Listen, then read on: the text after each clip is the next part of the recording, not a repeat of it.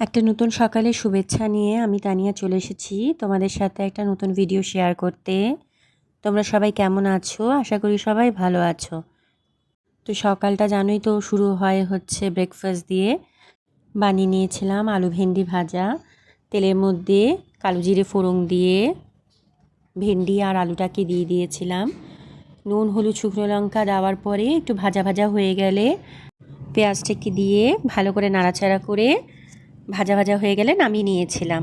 আর তার সাথে ছিল গরম গরম রুটি।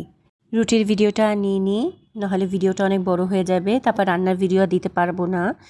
তাই জন্য ভাবলাম যে তোমাদেরকে মুখেই বলে দিই। আর বানিয়ে নিয়েছিলাম একটু মুড়ি ঘন্ট। মাছের মাথাগুলো ছিল, দাদাকে তো করেই দিতে পারলাম না, তো ভাবলাম একটু বেশি করে বানাই, ও বাড়িতে একটু দিয়ে দেবো আর আমরাও খেয়ে নেব।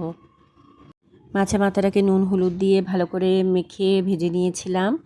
ওখানে কড়াইতেই না আমি ভেঙে নিই মাছের মাথাটা আর আরেকটু ভালো করে ভেজে নিই।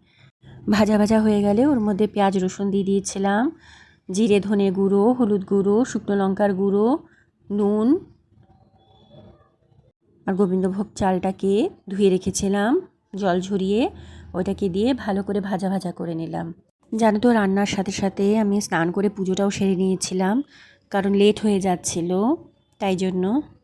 তো ভাবলাম একদিকে রান্না হতে থাকুক আর একদিকে আমি পুজোটা করে নিই, তাহলে একটু তাড়াতাড়ি হয়ে যাবে। পুজো দিতে দিতে এসে দেখি এটা ভাজা ভাজা হয়ে গেছে।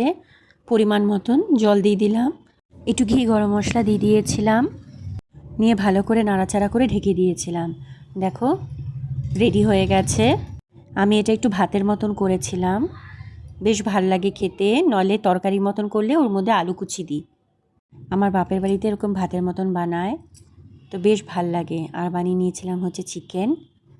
তেলের মধ্যে আলুটাকে দিয়ে পেঁয়াজ কুচি দিয়ে রসুন আদা কুচোনো, নুন হলুদ শুকনো লঙ্কা দিয়ে আলুটা আর পেঁয়াজটাকে ভালো করে ভেজে নিয়েছিলাম, একটু চিনিও দিয়েছিলাম।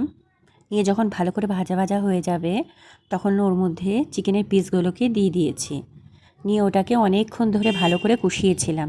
মশলাটা যখন ভালো করে কষে গেল, যখন ওর মধ্যে থেকে তেল বেরোতে শুরু করলো, ওর মধ্যে দিয়ে দিয়েছিলাম জল। তারপর চিকেনটাকে সিম করে ওটাকে সেদ্ধ হতে বসিয়ে দিয়েছিলাম। আর জলের মধ্যে দিয়ে দিয়েছিলাম কাঁচা পেঁয়াজ, কাসুরি মেথি আর একটু বাটার। তারপরে দিয়ে দিয়েছিলাম ওর মধ্যে একটু ফ্রেশ ক্রিম আর একটুখানি গরম মশলা দিয়ে ভালো করে কষিয়ে নিয়ে নামিয়ে নিয়েছিলাম। চিকেনটা খেতে বেশ ভালো হয়েছিল। চলো আজকের মতন এটুকুই। সবাই ভালো থেকো, সুস্থ থেকো, আবার দেখা হবে, কথা হবে। টাটা।